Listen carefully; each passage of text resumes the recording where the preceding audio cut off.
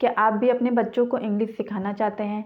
आप चाहते हैं कि आपके बच्चे इंग्लिश में फटाफट सबसे बात कर सकें और उनके साथ आप भी उनसे इंग्लिश में बात करना सीख पाएँ?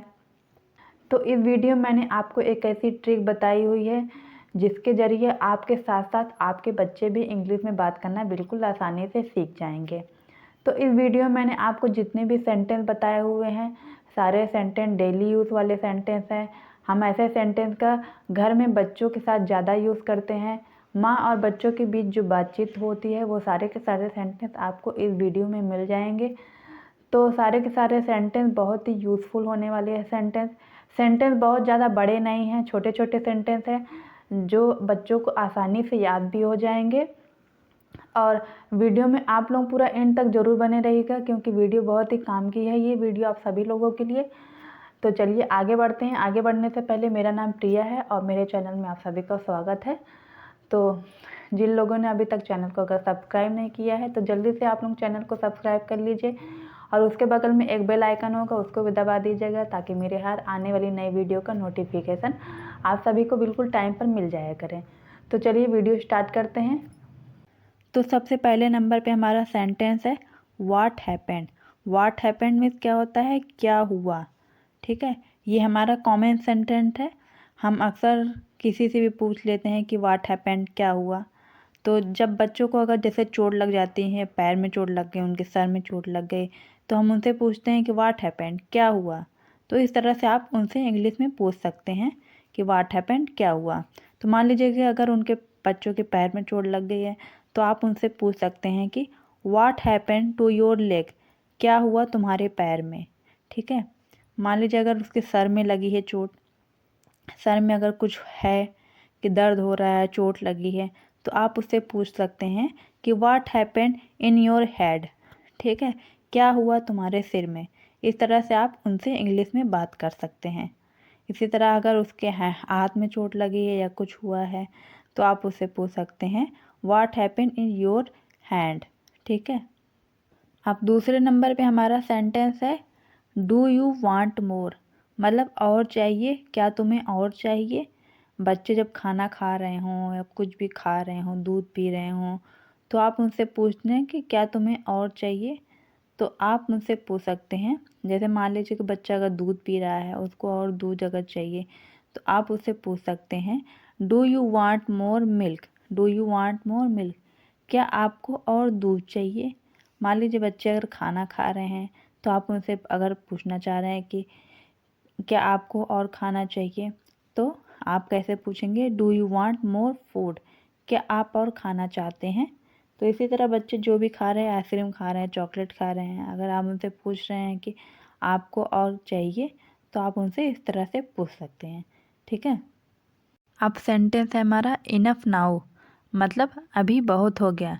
बच्चे जो है अक्सर हमेशा हर चीज़ की जिद करते हैं, खाने की जिद करते हैं, किसी चीज़ के लिए खेलने की जिद कर सकते हैं। तो आप उनसे इंग्लिश में बोल सकते हैं इनफ नाउ, मतलब अभी बहुत हो गया, बाद में खेलना या बाद में खाना। ठीक है, जो भी है। अब है हमारा दूसरा डोंट बाइट योर नेल्स। बच्चों की आदत होती है अक्सर हमेशा अपने जो नाखून होते हैं वो चबाते रहते हैं, काटते रहते हैं। तो आप उनसे बोल सकते हैं इंग्लिश में डोंट बाइट योर नेल्स, अपने नाखून मत काटो। ठीक है, अब सेंटेंस है हमारा who scolded you. Who scolded you मतलब होता है कि तुम्हें किसने डांटा। अक्सर बच्चों को डांट पड़ जाती है, मम्मी पापा दादा दादी घर में कोई भी डांट देते हैं, तो आप उनसे पूछ सकते हैं कि तुम्हें किसने डांटा, हु स्कॉल्डेड यू। मान लीजिए कि अगर पापा ने डांटा या मम्मी ने डांटा, तो आप अपने बच्चों को इस तरह से सिखा सकती हैं बोलना कि जैसे अगर पापा ने डांटा है तो पापा स्कॉल्डेड यू, मम्मी ने डांटा है तो मम्मी स्कॉल्डेड यू। तो इस तरह से आप उनसे सिखा सकते हैं उनको बोलना। अब दूसरा सेंटेंस हमारा don't make a noise keep quiet. जब बच्चे शोर मचाते हैं तो आप उनसे कह सकते हैं कि don't make a noise keep quiet, मतलब शोर मत मचाओ, शांत रहो। ठीक है, अगर शोर मत मचाओ, अगर इसकी इंग्लिश बोलना है तो सीधा बोलेंगे आप डोंट मेक ए नॉइस, और शांत रहो के लिए कीप क्वाइट केवल बोल सकते हैं। ठीक है, अब सेंटेंस है हमारा do you want. Do you want मतलब होता है क्या तुम्हें चाहिए। ये यहाँ पे मैंने डैश लगाया हुआ है, तो मतलब कि डैश मैंने इसलिए लगाया हुआ है कि डू यू वांट में होता क्या है कि क्या तुम्हें चाहिए।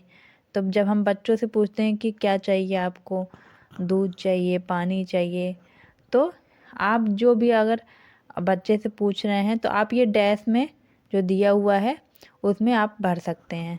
बच्चों को अगर चाहिए कि जैसे दूध चाहिए तो आप कह सकते हैं डू यू वांट मिल्क, क्या तुम्हें दूध चाहिए। अगर वाटर चाहिए, पानी चाहिए, तो आप कह सकते हैं डू यू वांट वाटर। इस तरह से आप उनसे पूछ सकते हैं। अब हमारा दूसरा सेंटेंस प्लीज़ ब्रिंग मतलब लेकर आओ। आप बच्चों को अक्सर कहते हैं कि जाओ पानी ले आओ, बॉटल ले आओ, ग्लास ले आओ, तो आप उनसे कह सकते हैं प्लीज़ ब्रिंग वाटर। आप डैश में भर सकते हैं जो भी आप कह रहे हैं, ठीक है। सेंटेंस है हमारा it's time to. It's time to मतलब होता है समय हो गया है।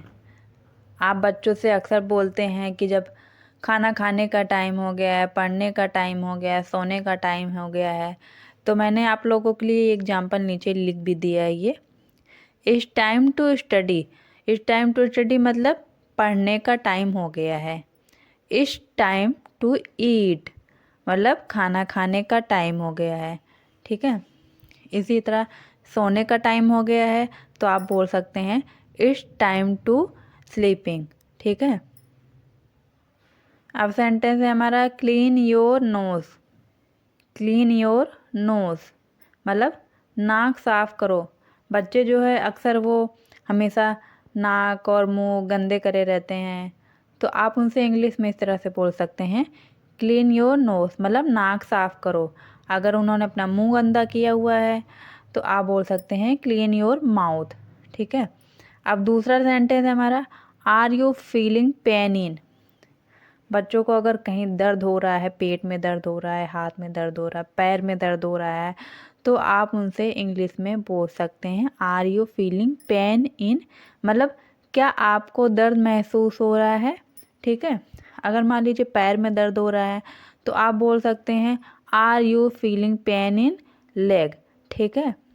अगर हाथ में दर्द हो रहा है तो आप हैंड लगा सकते हैं पेन इन के बाद। जहाँ भी उनके दर्द हो रहा है तो आप उनसे पूछ सकते हैं इस तरह से। अगला सेंटेंस है हमारा गो एंड, उसके बाद मैंने डैश लगाया हुआ है, उसके बाद नाउ, ठीक है। ये डैश मैंने सिर्फ आपको समझाने के लिए लगाया हुआ है, ठीक है। गो अब हमारा है गो एंड स्लीप नाउ मतलब जाओ सो जाओ। हम बच्चों को हमेशा बोलते रहते कि जाओ सो जाओ, जाओ पढ़ लो, पढ़ाई करो, जाओ खाना खाओ, इस तरह से बोलते हैं। तो अगर आप सोने के लिए बोल रहे हैं बच्चे को तो बोलेंगे गो एंड स्लीप नाउ, ठीक है। अगर वो पढ़ने के लिए बोल रहे हैं तो आप बोलेंगे गो एंड स्टडी नाउ, ठीक है। इस तरह से आप बोलेंगे। अब दूसरा है हमारा कि तुम रो क्यों रहे हो। तुम रो क्यों रहे हो, बच्चे हमेशा अक्सर रोने लग जाते हैं, खेलते वगैरह वो गिर जाते हैं, चोट लग जाती है तो वो रोने के लगते हैं। तो आप उनसे पूछ सकते हैं कि वाई आर यू क्राइंग, ठीक है, तुम रो क्यों रहे हो। तो आज की वीडियो यहीं ख़त्म करते हैं। वीडियो कैसी लगी आज की कमेंट में ज़रूर बताइएगा, और वीडियो अगर मेरी पसंद आई होगी तो वीडियो को एक लाइक ज़रूर कर दीजिएगा। अब मिलेंगे आप लोगों को नेक्स्ट वीडियो में, तब तक के लिए बाय बाय।